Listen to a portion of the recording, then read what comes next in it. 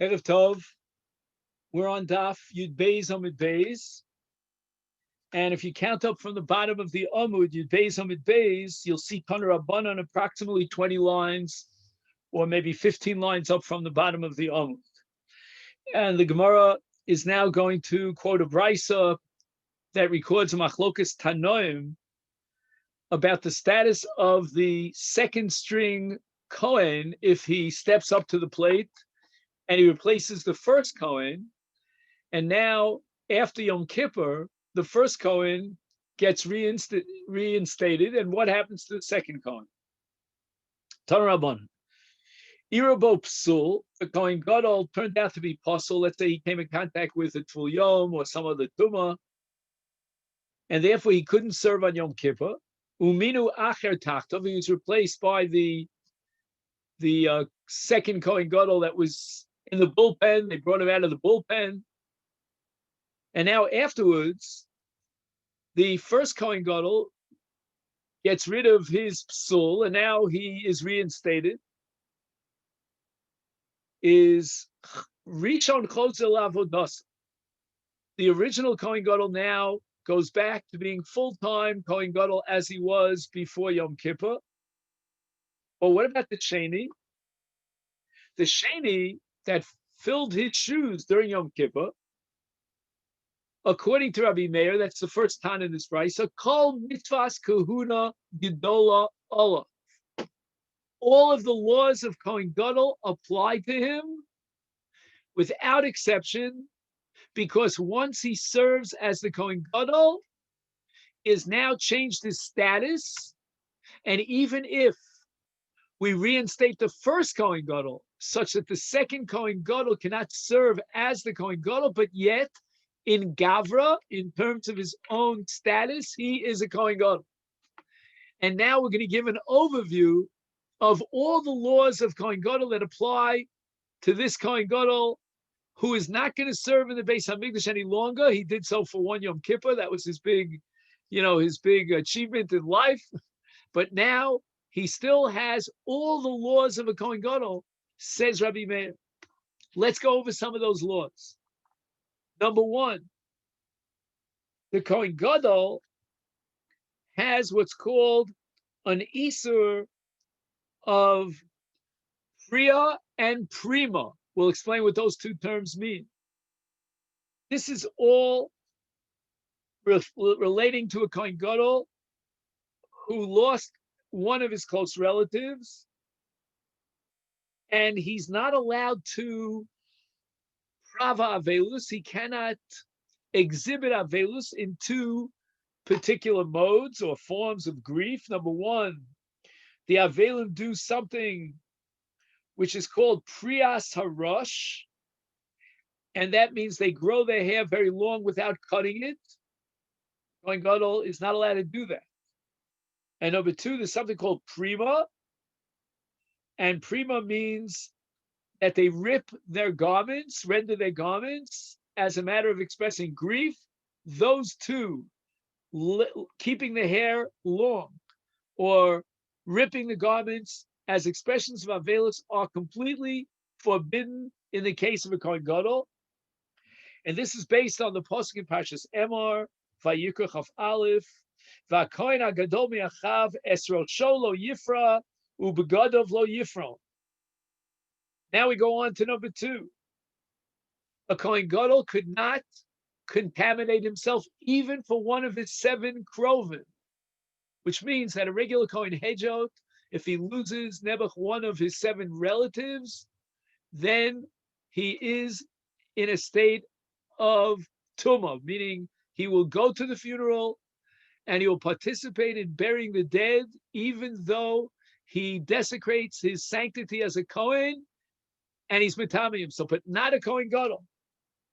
Because the pasuk says, with regard to the Kohen Gadol, that even Aviv, Imo, Achiv, Achoso, Bro, Bito, Ve'ishto, even if they pass on, he is enjoined from being mitami. He cannot participate in the funeral and bury the dead. Number 3, a Kohen Hedjot, a regular Kohen, is not allowed to marry a Grusha a woman who's been divorced, but he can marry an almana, a woman whose husband died. Not so in the case of a Kohen Gadol. A Kohen Gadol is enjoined from marrying an almana because the Torah says, "Hu isha bibsuleha yikach." He's got to marry a woman who's never been married. Next, a Kohen Gadol has to serve in the Beis Hamikdash during the entire course of the year in 8 begadim. He's got to wear 8 garments of Big Day Kahuna.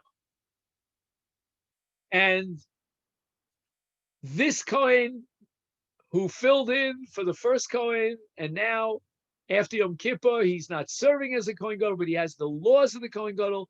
He will have to wear 8 begadim when he does the avoda, just like a Kohen Gadol.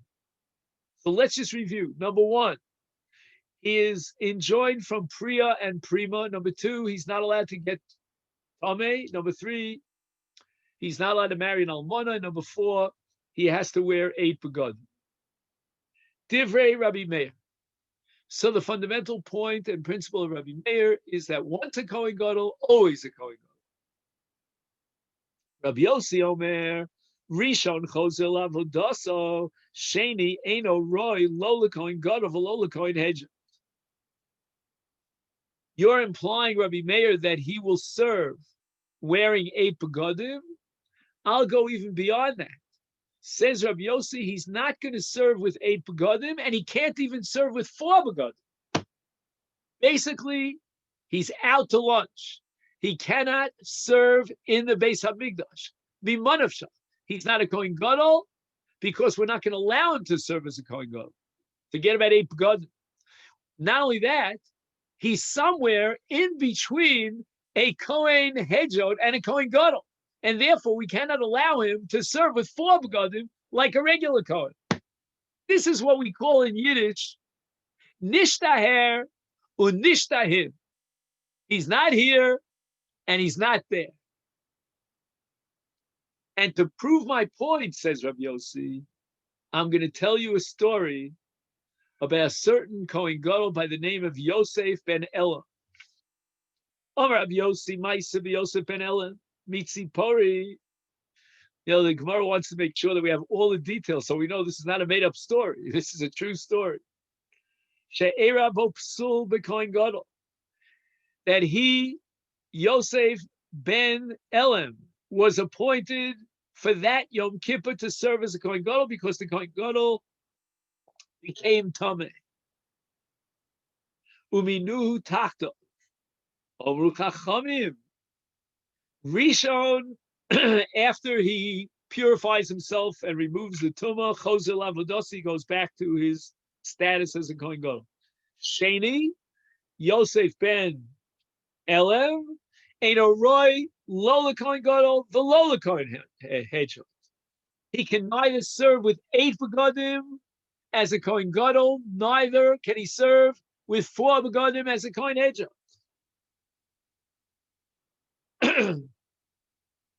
Why? Why do you exclude him from both ends? Kohen Gadol, he cannot serve as a Kohen Gadol with 8 begadim. Mishum Eva.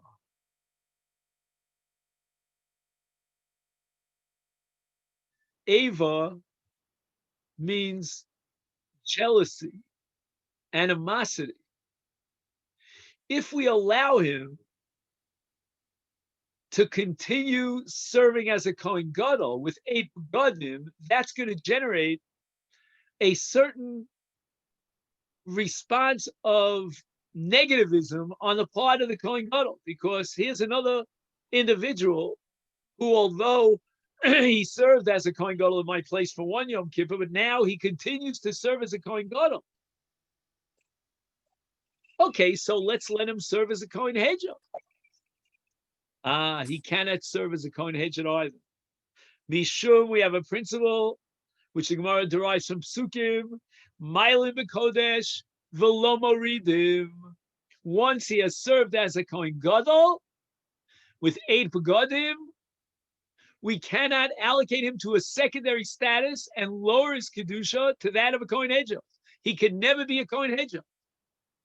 Theoretically, he should serve as a Kohen Gadol. But that we can't allow him to do because of Ava. That will generate wrath and jealousy on the part of the Kohen Gadol himself. Here's another Joe who's serving as a Kohen Gadol. He's wearing the 8 begodim. He continues to serve as a Kohen Gadol. He did it for one Yom Kippur, but that's it. I'm back reinstated. Now, why is he serving as a Kohen Gadol? Does he have aspirations? What's going on? Now, somebody would like to ask a question. I'm not sure who it is. Could it be Joel? Anyway, it's a free laissez-faire. I see somebody's raising that finger there, so please come forward and ask your question. Okay. Now, Rabbosai, I want to tell you two things. Number one, a Mishnah in Masechta Horios. The Mishnah establishes, based on a Gemara in Makis, that a Rotzeach B'Shogeg who runs to the Miklat will go free with the death of the Kohen Gadol. And the Mishnah in Horios establishes that in our scenario, the death of either one of these Kohanim, whether it's the first original Kohen Gadol or the replacement Kohen Gadol, either one of them, if he dies, then the Rotzeach B'Shogeg goes free with his death. So we see clearly from the Mishnah in Horios that the second string Kohen Gadol, since he's been upgraded for that Yom Kippur to the status of a Kohen Gadol, he remains a Kohen Gadol. And that status remains. Now you'll ask, if that be the case, let him serve in the Mikdash with 8 begodim. The answer is Mishum Eva. We're not going to allow him to do so. That's point number one. But now I get to a more profound issue. And what I'm about to present to you is a machlokes about the status of the second Kohen Gadol who has served on that fateful Yom Kippur after we reinstate the first Kohen Gadol.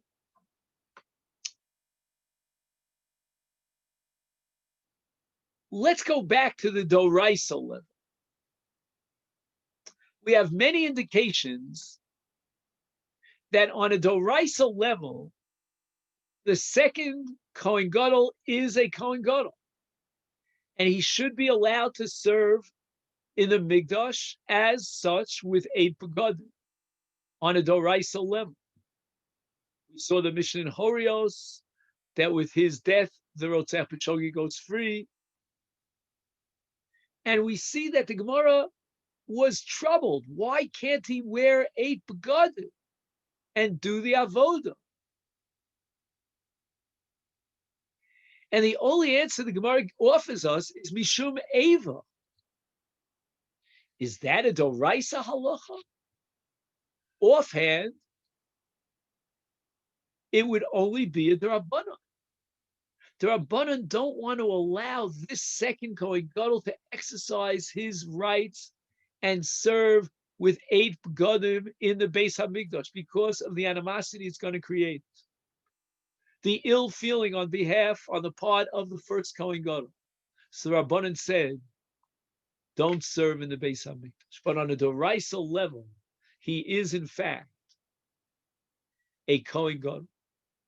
And therefore, if he would go ahead without asking any questions and serve in the Beis HaMikdash with 8 begodim, his avodah is kshera. Why? Because he is a Kohen Gadol. He really should be wearing 8 begodim and doing the avodah as such. But Mishum Eva, the Rabbanan said, don't do it. But if he went ahead and he did it, then his avoda is accepted. Now, if this is the pshat in Rabbi Yossi, then we have to conclude that Rabbi Yossi agrees to Rabbi Meir as far as all the special dinim, all those prohibitions that apply specifically to a Kohen Gadol, they will apply to the second string Kohen Gadol, even according to Rabbi Yossi, because Rabbi Yossi agrees that on a Doraisa level, he has the status, what we call the Chal Shem and Gavra, of a Kohen Gadol. And all these surim apply. He cannot be mitame to one of his krovim, and he's asim priya and prima, and he's not allowed to marry an almana. The only disagreement is that Rabbi Meir went as far as to say that he, the second string Kohen Gadol, will serve in the Beis Hamikdash with 8 begadim. And that's something that Rabbi Yossi finds intolerable. We cannot accept that. But beyond that, there's no machlokas between Rabbi Yossi and Rabbi Meir. We cannot allow, says Rabbi Yossi, the Kohen Gadol, the second string, to serve in the Mikdash because of Eva, and the Rabbanan are therefore going to block it. But his status is clearly that of a Kohen Gadol. He will not be allowed all those isurim that we mentioned before. This, my friends, is the opinion of Tosfos in this bottom Tosfos here on Daf Yud Beis Amud Beis.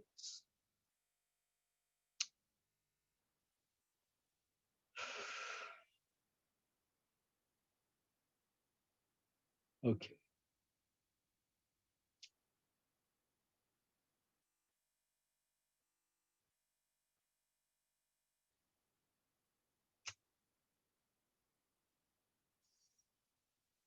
Keep that in mind, and we're going to present another shita down the line a little bit later.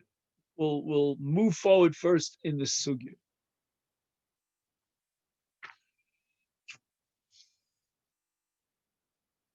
Now,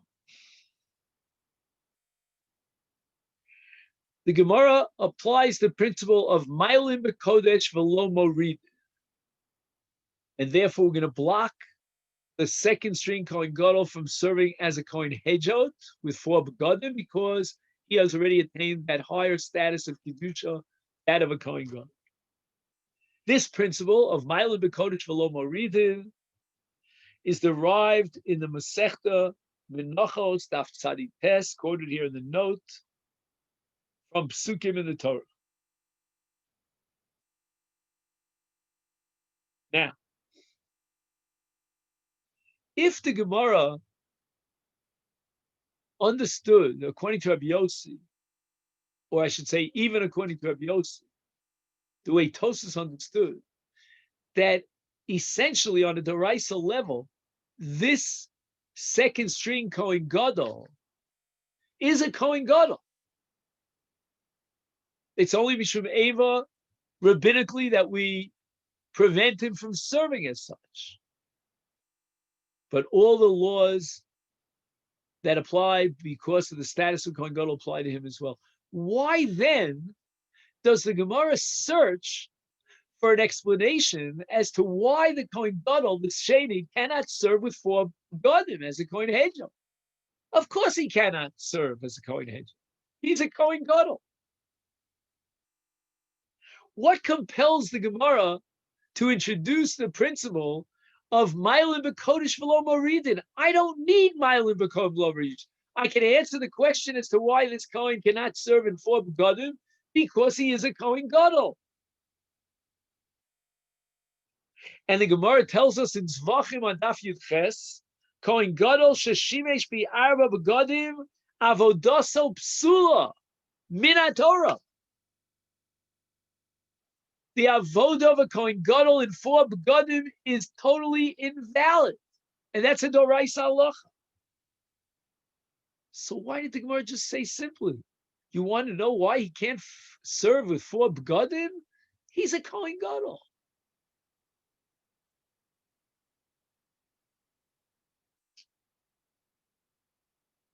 So Tosa says something here which almost sounds like he reverses his whole opinion. He says the following: how does a Kohen Gadol get appointed as a Kohen Gadol? There are two conditions. Number one, he's got to be approved by the Melech. And number two, he's got to be approved by his fellow colleagues.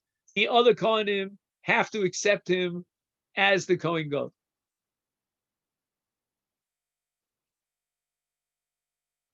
Says Tosfos that if the appointment of the Kohen Gadol is dependent upon the approval of the Melech and the Kohanim, if that's the contingency, then in this case, they're not going to allow him to continue serving as a Kohen Gadol. They will remove their minui, their appointment. And why? Because of Eva. So let's understand what the Gemara now is saying. The Gemara is saying that essentially this Kohen Gadol should, the second, be a Kohen Gadol.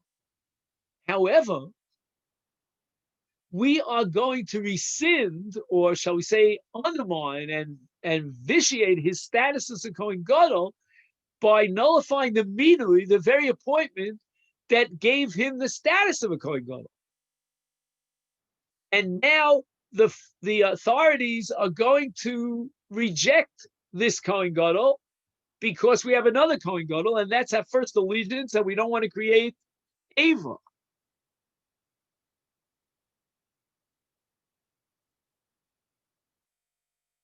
So it's like a ping pong game over here. If that be the case, then if they're rescinding his minui, why does he have the status of the Kohen Gadol? Why is it that the Gemara assumes that he still retains his status as a Kohen Gadol? So here we have two roads diverging in how to understand the sheet of Tosfos. What does Tosfos really mean when he says that they, the Kohanim and the Melech, are going to rescind his minui? The first opinion I'm going to present to you is that of the Pnei Yoshua, one of the Gedolei Achronim. And he says that because of this problem of Eva, we're going to undermine his minui and give him the status of a Kohen Hedjot. And Tosfos is completely turning about. He's doing a U-turn and rejecting his original position that this Kohen is a Kohen Gadol. It can't be, because if he is a Kohen Gadol, why does the Gemara have to introduce Ma'ilin B'Kodesh V'lo Moridin to justify why his Avodin for Begadim is unacceptable? Tosfos now makes a total turnabout, says the Pnei Yoshua. This Kohen Gadol, the Sheni, is no longer a Kohen Gadol. How could that be?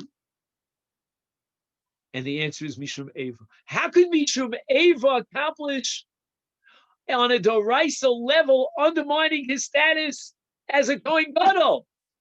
And the answer is because his minui and the ongoing approval of that appointment is going to be terminated. You're no longer a Kohen Gadol.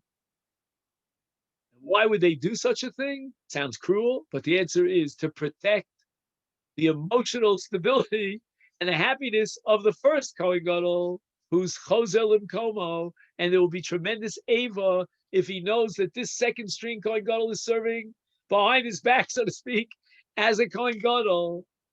So they remove his minui, and at the end of the day, he's no longer a Kohen Gadol. which means that none of those isurim that apply to a Kohen Gadol will apply to him according to Rabbi Yossi. And certainly he cannot serve with Shmona Begadim according to Rabbi Yossi, whereas Rabbi Meir holds that he served with 8 Begadim. Now you'll ask me, well, if they removed his status as a Kohen Gadol, then let him serve with 4 Begadim as a Kohen Hegel. Name, because we have a principle derived from a pasuk and formulated in Menachos that Ma'alim B'Kodesh V'Yein Moridim. That's the Pnei Yoshua. However, 2 of the greats amongst the later Achronim reject the Pnei Yoshua. And that is the Rosh Yosef and the Yad David. According to this second interpretation, Tosfos, even in his conclusion, maintains that this second Kohen Gadol, even according to Rabbi Yossi, retains his status as a Kohen Gadol.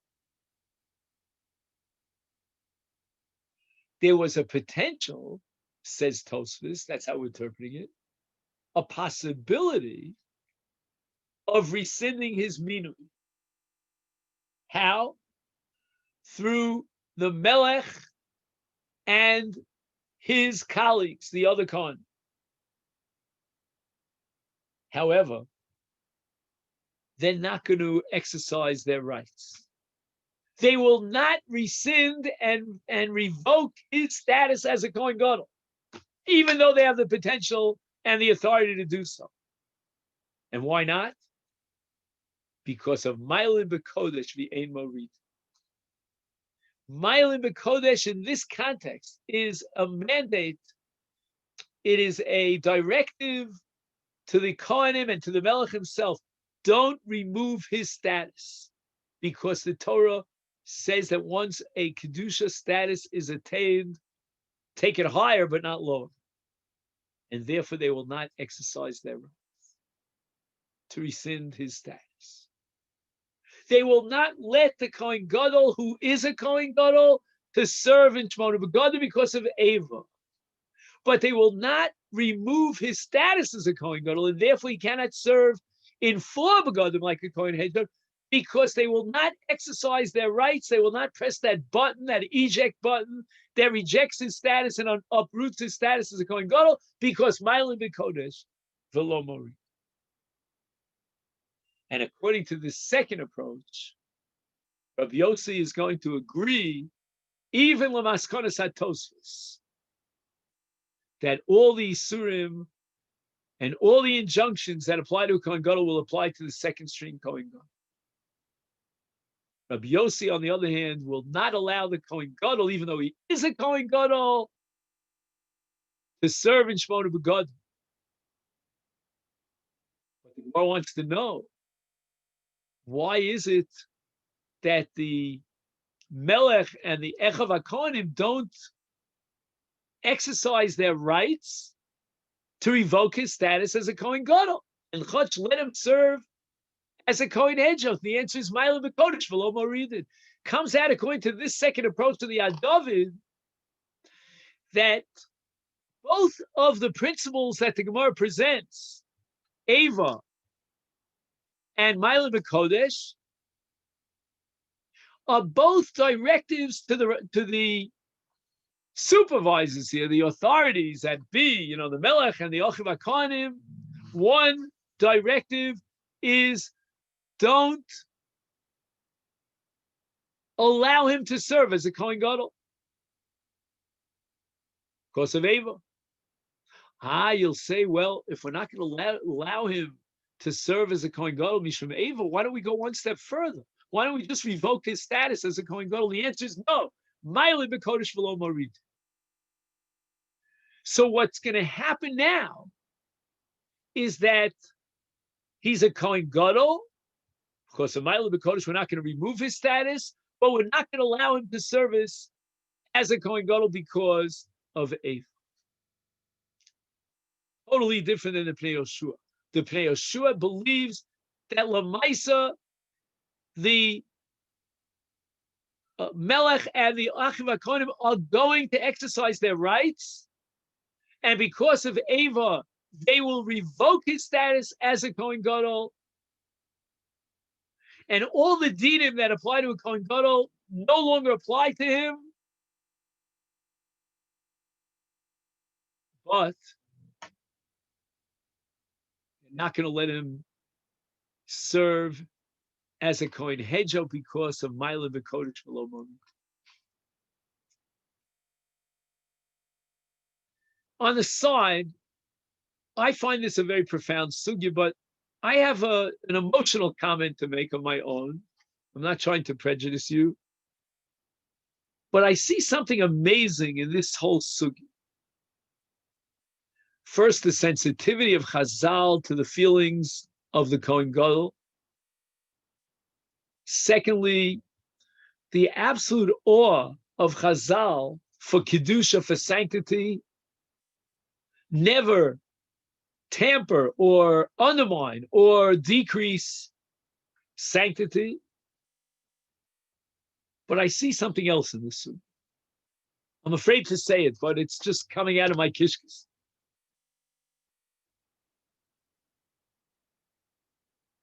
What kind of a system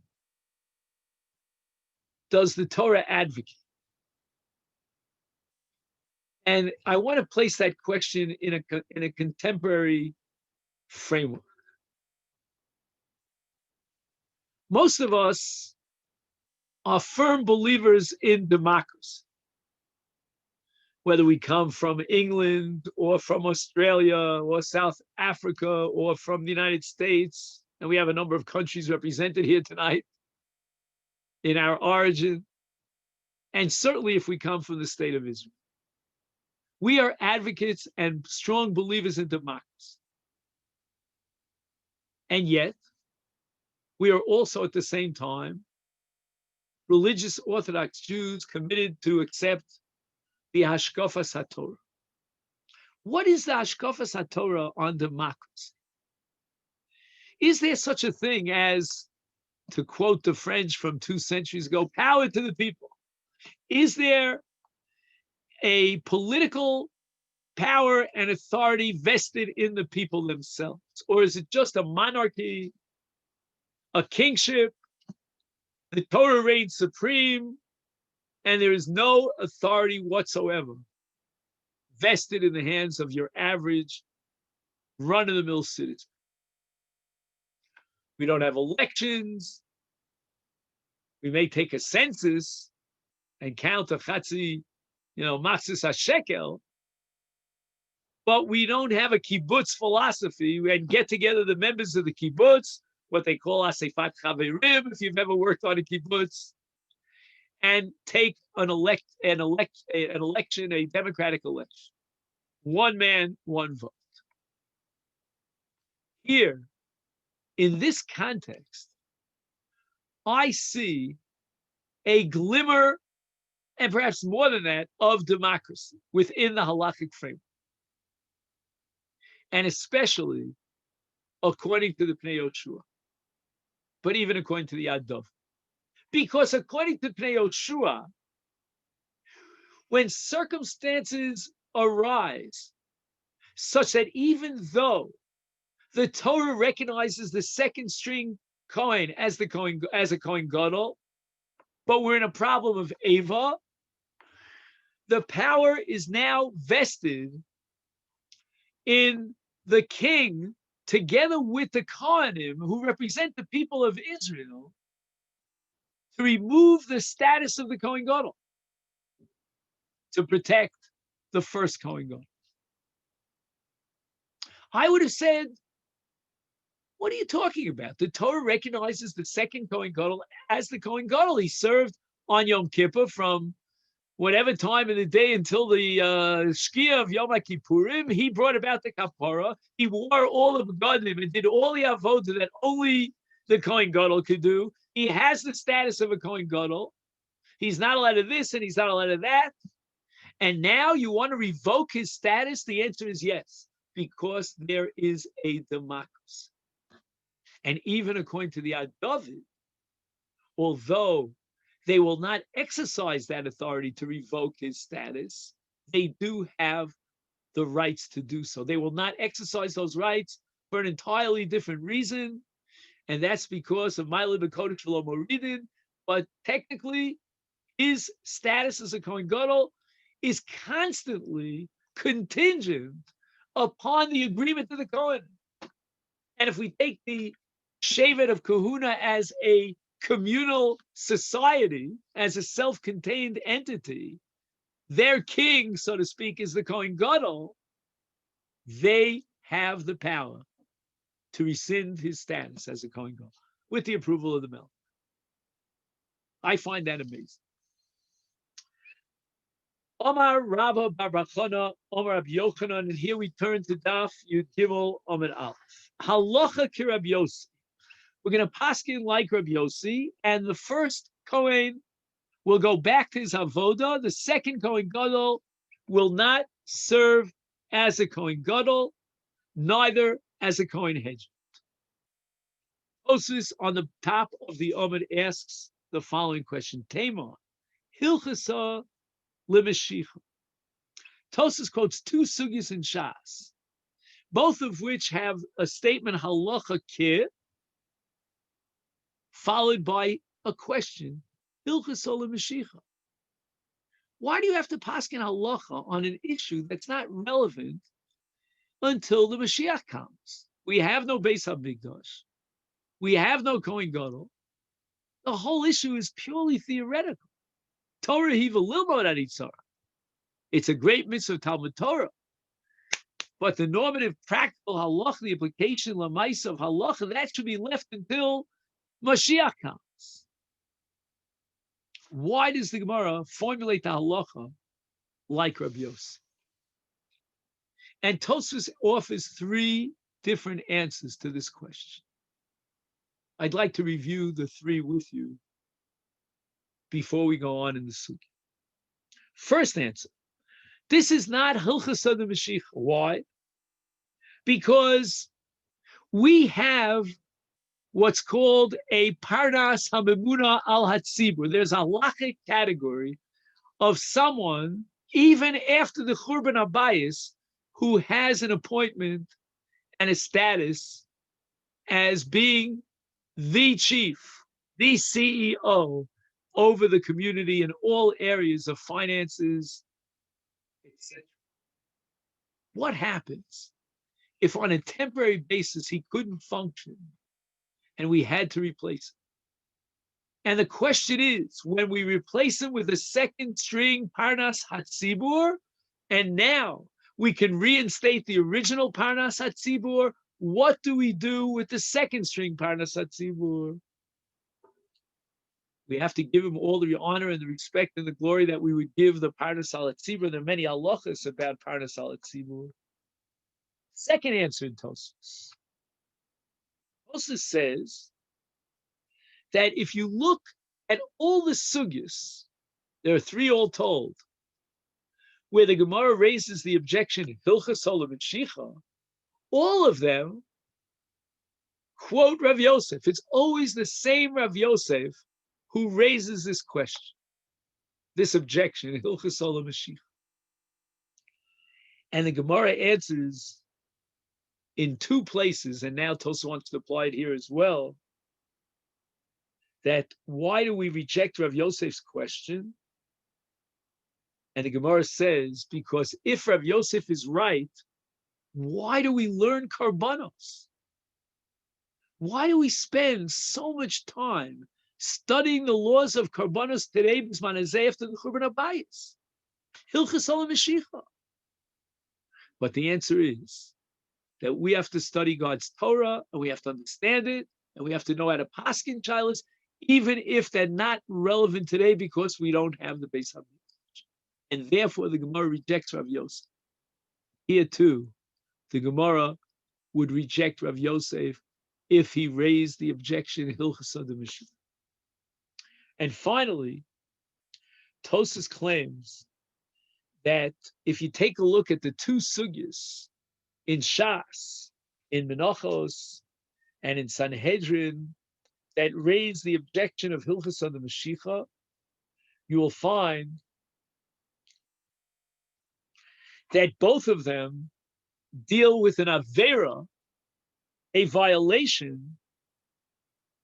In one case, what's called Pigul, in the other case, a Bas Kohen Zinsa. And those violations are very unusual. And therefore, the Gemara says, you're talking about a violation that even if the Beis HaMikdash were alive and well, would be so unusual. It's Eino Matsui. That's already Hilchos of the Mashiach. But a case of a Kohen Gadol who contracts Tumah and cannot serve on Yom Kippurim, that's not Eino Matsui. That's actually, as we'll see in the Gemara, something that was relatively common. When I say relatively, I don't mean every Kohen Gadol and every Yom Kippur became Tameh, but it happened to such an extent that our Mishnah sets up an entire mechanism for the second Kohen Gadol to immediately step into the feet, the shoes of the first Kohen Gadol, if Irabo Tumah, if this Tumah occurred. The Gemara goes on to say, Umode Rabbi Yossi, Shim Avar v'Avad Avodaso Kshera. If the second string Kohen Gadol went ahead and he served and he did an avoda as the Kohen Gadol, his avoda is acceptable, which means that he served with Shmona Begadim. However, says Rashi, if he would serve with 4 Begadim, everybody would agree that his avoda is psula, because he is a Kohen Gadol, he cannot serve in 4 Begadim. So it means that the way Rashi understands our Gemara, we have a clear-cut answer to our original question: does the second Kohen Gadol, even according to Rabbi Yossi, maintain his status as a Kohen Gadol? The answer is yes. And that's why Rashi says the Gemara validates his avoda with Shmona Begadim, but would clearly invalidate his avoda with 4 Begadim. Now, Rabbosai, all this is in Rashi. It's not in the Gemara itself. The Gemara just says, Moder Rabbi Yossi, Shem Avar v'Avad Avodasa Kshera. It doesn't say in the text of the Gemara that he was Oved B'Shmona Begadim like the Kohen Gadol.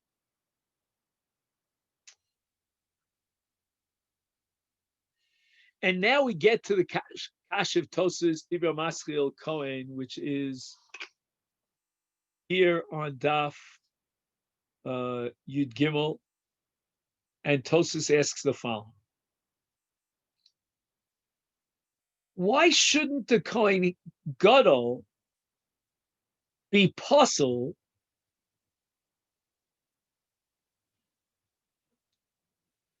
if he serves? Let me read it again. Actually, this Tosas is not, it's on the previous Amud. Tosas asks, Madulo yipasal milishamish kekoin hejot mishum mechusa begadim. Tosas understood that when Rabbi Yossi is quoted as being Modi, concedes that in Avad Avodas Kshera he was operating with 4 begadim. Tosas answers that Kohen Gadol misman al yidei melech v'kohanim ukshem shu misman al piyam kach umistalik al piyam. And the Pnei Yoshua says that what Tosas means to say is that according to Rabbi Yossi, when the first Kohen Gadol goes back to do his avoda and his ava, we are misalik and we undermine and nullify the original appointment of the Kohen Hasheni as the Kohen Gadol. As we said earlier, the Pnei Yoshua insists that the Melech and the colleagues in the Kahuna will exercise their rights because of Ava to terminate the status of this Kohen Gadol. So now the Gemara says, well, we're not going to allow the second Kohen Gadol to serve with 4 begadim because Ma'alim B'Kodesh. So the Gemara is pointing out, all right, Ma'alim B'Kodesh. But he's wearing the right amount of begadim. He's no longer a Kohen Gadol. He's a Kohen Hedgel because we revoked his minui as a Kohen Gadol. And therefore the Gemara says that his avoda with 4 begadim is kshera. That's what Tosfos means. And according to Pnei Yeshua, everything fits into a wonderfully consistent pattern. However, although if we accept the Pnei Yeshua, Tosfos would mean that if he served with 8 begadim, his avodah would be psula because they revoked his status as the Kohen Gadol. However, and therefore, when it says in the Gemara, Moder Rab Yossi Shem Avad Avodaso Kshera, it means that he did his avodah with 4 begadim. However, just 1 second.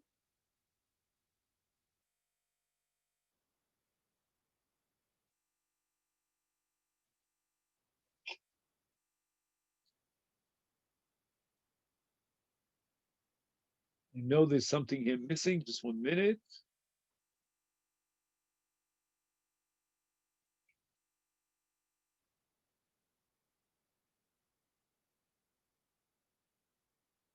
Oh, that's what I was missing. So Rashi learns this Gemara that Moder Rab Yossi She'im Avad B'Shmona Begadim Avodasu Kshera. Because Rashi holds, like the second interpretation, like we said in the name of the Ad David, that although the Kohanim and the Melech had the potential to revoke the status of the Kohen Gadol, they never actually exercised their rights because of Ma'alim B'Kodesh V'lo Moridim, and they left him in his Doraisa original Minui status as a Kohen Gadol. Hence, if he does the Avodah in Shmona Begadim, the Avodah is Ksher. Amar Rab Yehuda Marav Halacha Ki Rab Yossi Umoder Rab Yossi Shemeis Rishon Choser Sheni. I'm adding a word here, Lavodas. And this makes a lot of sense if we go like Rashi, because Rashi holds that we never rescinded his status, the Sheni, as a Kohen Gadol. If the first Kohen Gadol dies, then the Kohen Gadol Sheni, now as a Kohen Gadol, he is a Kohen Gadol, he will step up to the plate, he will serve as a Kohen Gadol. So the Gemara asks Pshita. I mean, why would we ever think otherwise?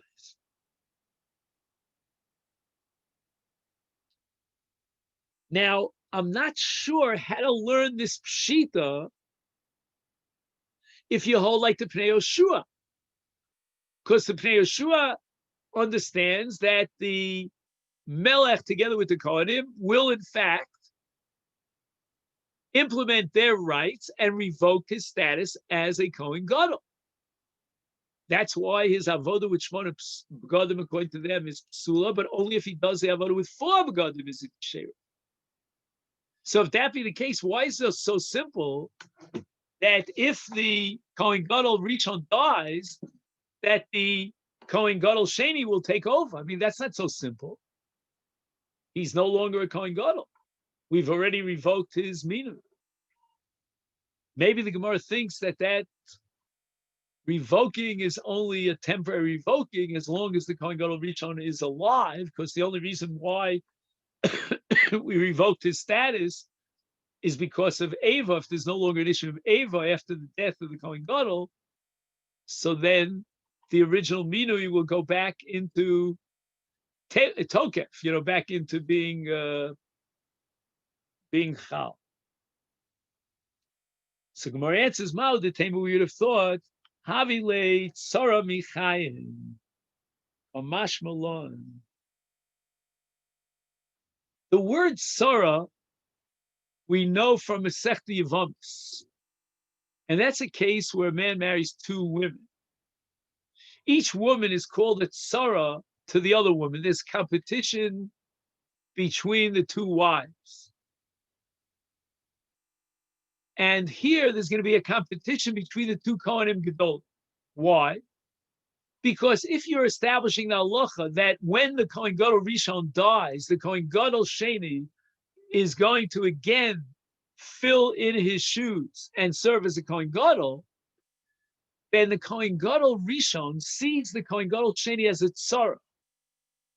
He's sort of in the background, waiting till I keel over so that he can now step into my shoes and serve as a Kohen Gadol. That's called a tzara michaim. Already during the lifetime of the first Kohen Gadol, there is a certain element of jealousy, of friction, of animosity, because the Kohen Gadol Sheni is next on line. So maybe we should not only revoke the status of the Kohen Gadol Sheni, but we should go a step further and establish that he cannot serve as a Kohen Gadol even after the death of the Kohen Gadol Rishon. Kamash Malan, that's what Rav Yehuda wants to teach us. We're not afraid of such a thing. And therefore, Enochinami, if the first Kohen Gadol dies, the second Kohen Gadol will replace him. Now we go back to the Mishnah. And the Mishnah quotes a debate, a controversy between Rabbi Yehuda and the Chacham. Rabbi Yehuda says, look, if we have to take precautions to guarantee that we'll have a Kohen Gadol on Yom Kippur, an event that the Kohen Gadol Rishon becomes possible, and that's why we have to set up a second string Kohen Gadol, then you know what? Says Rabbi Yehuda, let's be consistent. Let's set up another woman who will replace his first wife in event that she dies. Because the Torah says in Vayikra Tezayin, V'chiper ba'ado u'biad beiso, that he, the Kohen Gadol, was served to bring the atonement for beiso as well. Beiso zo ishto. We have to designate a second string wife, not just a second string Kohen Gadol. Because if his first wife dies, then he has to have a second wife. And the Chachamim say, Im kain ein l'dover sof. If you're going to set up a second wife, then set up a third wife, because maybe even his second wife will die, second string wife. So the Gemara immediately asks, V'rabbanan nami hachayshi l'shema. I mean, after all, the Chachamim agree that we have to set up a second string Kohen Gadol in event that the first Kohen Gadol will become Tameh. Now, maybe the second string Kohen Gadol will also become disqualified, so we should set up a third string Kohen Gadol, and Ein L'Dover Sof. It's endless. Amri Le Rabbanan, the Rabbanan respond, Tum of Shchicha, Misa Lo Shchicha. The Rabbanan say that we have to worry about Tumah, and we'll explain why, but that's a very serious consideration and possibility. And therefore, we have to replace, if need be, the Kohen Gadol Rishon, if he contracts Tumah, with the Kohen Gadol Sheni. Let's prepare the way in case. But to say that the Kohen Gadol's wife is going to pass away, Misa, that's lo shchicha. I mean, she's perfectly healthy. She came into the store and they took her temperature, with that thing on top. She doesn't have corona. So what are you worried about? Milsa lo shchicha. At least one of you have your camera open so I could get some response of a little bit of a smile. That's Alan. Thank you so much. In any event, I can try to entertain you. It's, whatever. So, Misa lo shchicha. Now, Amru lo im kain l'dover sof. According to you, Rabbi Yehuda, we need a second string wife. You are worried about Misa. You do consider that a possibility. Then why not go a step further and designate not only one wife to replace the first, but a third wife to replace the second? And Ein L'Dover Sof. It's just endless. Rabbi Yehuda Amar L'cha L'Misa D'Chad Chayshinon L'Misa D'Tarte Lo Chayshin. There is some sort of statistical possibility that the first wife will go to the next world, but that 2 wives and 2 women will die. What are the percentage points statistically of such an occasion happen? And therefore, we don't have to be choshesh for the misa of 2 different wives.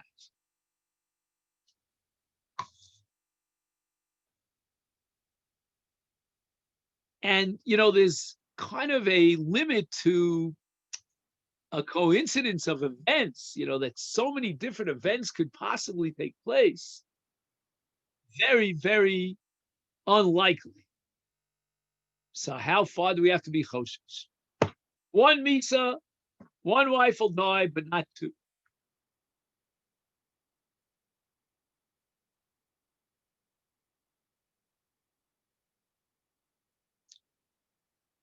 So the Gemara asks, V'Rabbanan, why did the Chachamim tell Rabbi Yehuda, Ein L'Davar Sof, meaning that if you're going to be chayish l'misa, you're worried about misa, then worry about a second misa. What was the logic of the Rabbanan? And the Gemara explains, if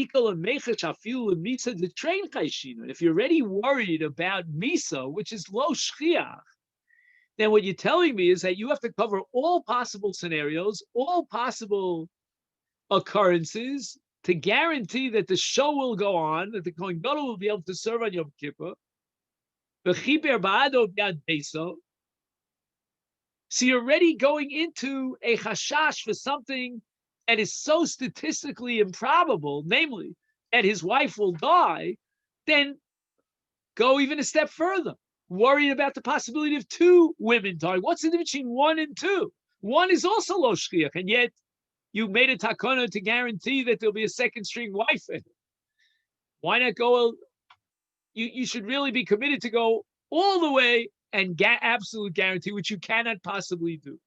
So don't even worry about the death of the first wife.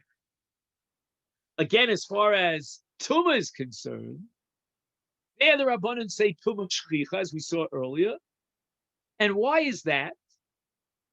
Because Tuma is a Dover Matzui Shalafeta Yitome Akoi Machmas Keri.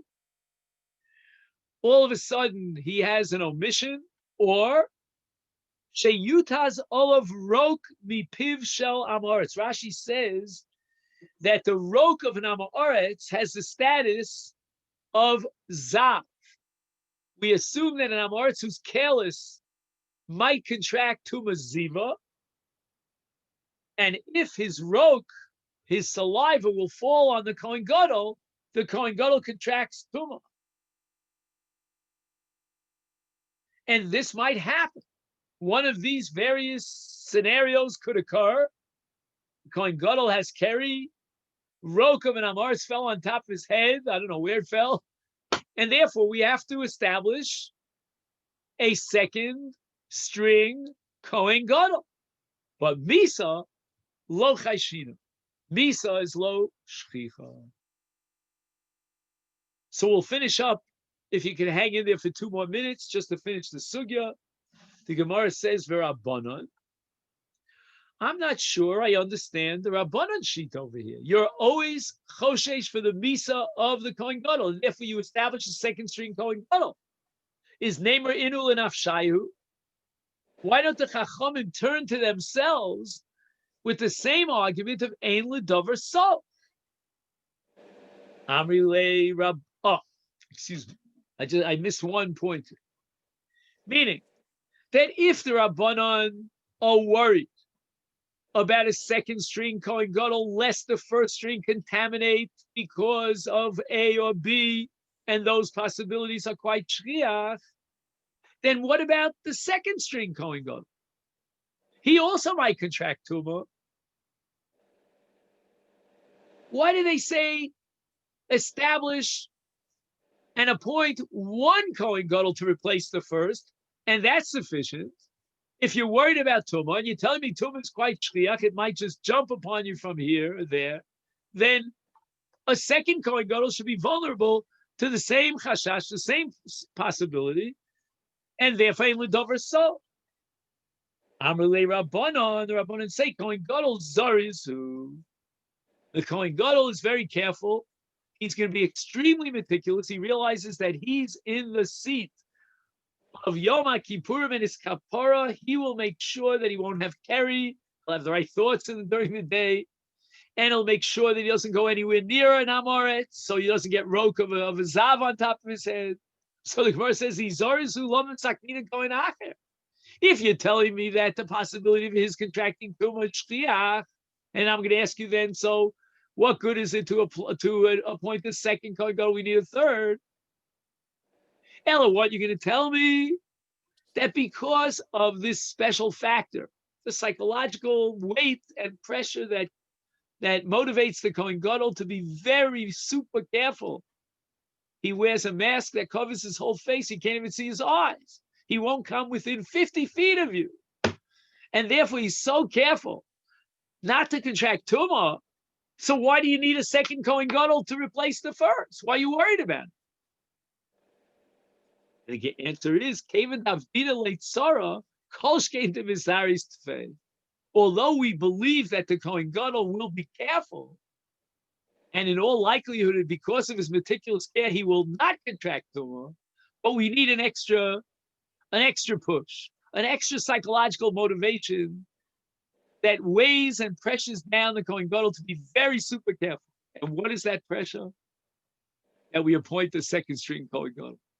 And he knows there's someone waiting for him in the on-deck circle, a tzara, and there's a certain animosity and jealousy and ava, and therefore he's going to be super duper careful to make sure that he doesn't contract.